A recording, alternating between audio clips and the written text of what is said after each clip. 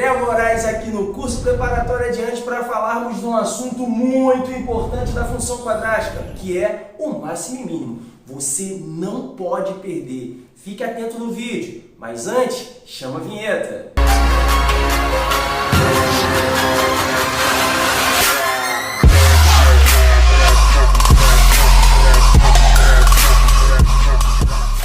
Antes de começarmos o nosso vídeo, eu peço a você que curta esse vídeo, se inscreva no nosso canal e ative o sininho de notificações para ficar por dentro de tudo que postarmos aqui no nosso canal. Não saia daí! Vamos lá então começar a falar desse assunto que é emblemático e muito importante.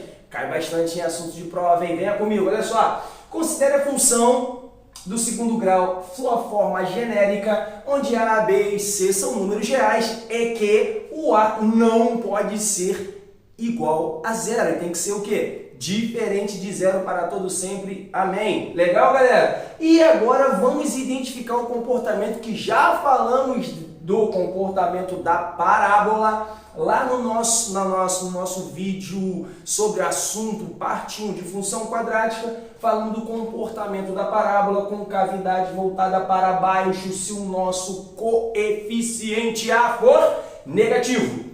Então agora vamos falar do seu máximo. Terá máximo quando, professor? Realmente quando A for menor do que zero. Tá legal? E quem será esse ponto máximo? Calma. Muitos confundem um pouquinho. Esse rapazinho aqui, esse ponto aqui, ele é chamado de vértice da parábola, que as suas coordenadas serão E menos B sobre 2A, que é conhecido como x do vértice da parábola.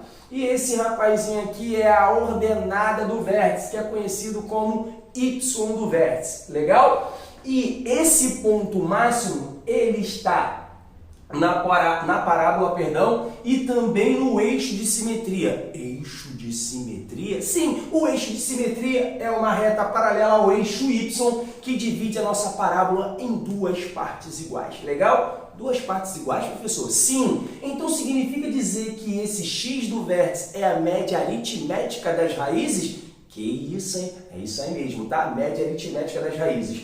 E esse ponto que é a ordenada desse vértice, aí ele é chamado de ponto máximo. Ele é o ponto máximo da nossa parábola.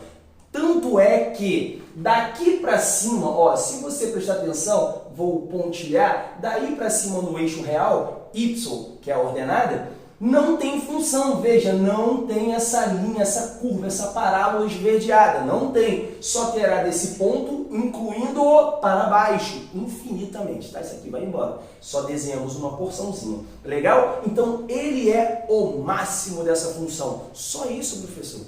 É só isso. Mais nada. Daí, agora, vamos discutir um pouquinho sobre o domínio, contradomínio e... Travou. Brincadeira. Conjunto e imagem dessa função. Vamos discutir, olha só. Já definimos também que o domínio da função são todos os números reais.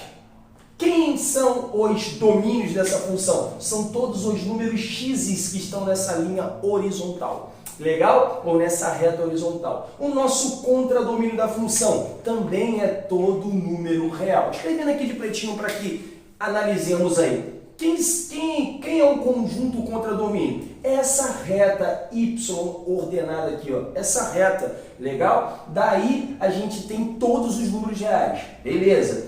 E o conjunto imagem dessa função? Aí, meu amigo, você tem que prestar atenção comigo. Eu vou até escrever de vermelhinho para você não dar mole.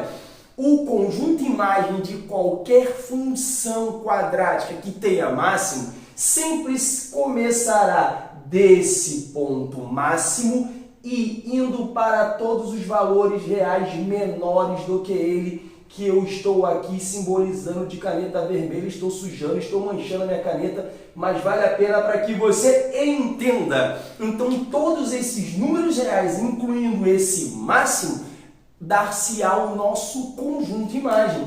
Então, aqui eu posso escrever que o nosso conjunto imagem de quem? Da função são todos os números menores ou iguais a quem? Ao menos delta sobre 4a. E agora eu vou comentar um pouquinho para vocês quem é esse delta, é o discriminante da função, legal? E os coeficientes b e a são aqueles que vocês tomam da lei de formação da função. Isso é o máximo e o mínimo da função, legal? E aqui está todas as informações para que vocês entendam sobre o máximo. Agora, venha comigo, não sai daí. Vamos falar sobre o mínimo. Quando terá o mínimo? Quando o nosso coeficiente A for positivo. Sendo positivo, as mesmas características, exceto o comportamento da parábola.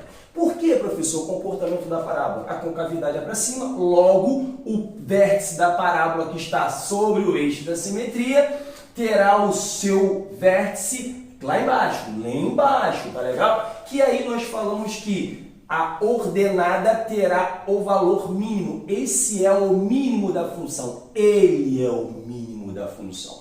De boa, vocês conseguiram entender? Esse cara é o vértice da parábola, que também podemos chamar de ponto mais baixo da parábola, mas é muito mais comum chamá-lo de vértice da parábola. Em que a abscissa do vértice é a média aritmética das raízes. Por quê?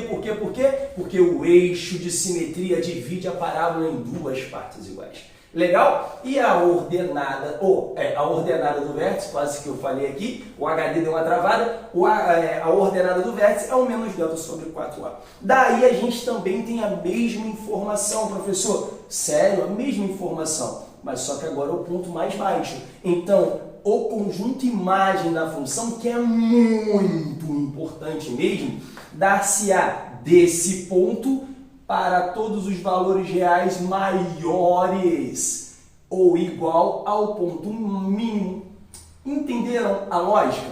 Que isso vai ter uma aplicabilidade muito importante na nossa matemática, legal? Não só na matemática geográfica, da geometria, perdão, melhor dizendo, nem tanto da álgebra, mas também da matemática financeira, legal? Olha só para mim, daqui nós definimos que o conjunto imagem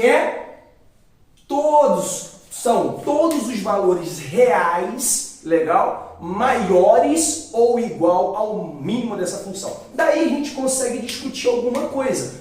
Domínio dessa função também é real, contradomínio da função também é real, conjunto imagem, conjunto imagem também é muito importante. Então vamos abreviar, ó, imagem, IM imagem, F da função, são todos os valores maiores, iguais, estou incluindo com traço de igualdade, o valor de menos delta sobre 4A. Isso é muito importante, gente. Aí está, então, o conjunto imagem da função. Só para efeito de recapitular, legal? Só para esse efeito.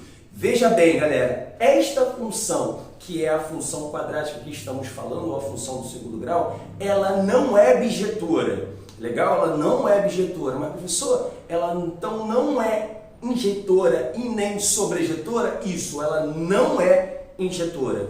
Ela também não é sobrejetora. Por quê, professor? Recorde um pouquinho, vou recordar com vocês.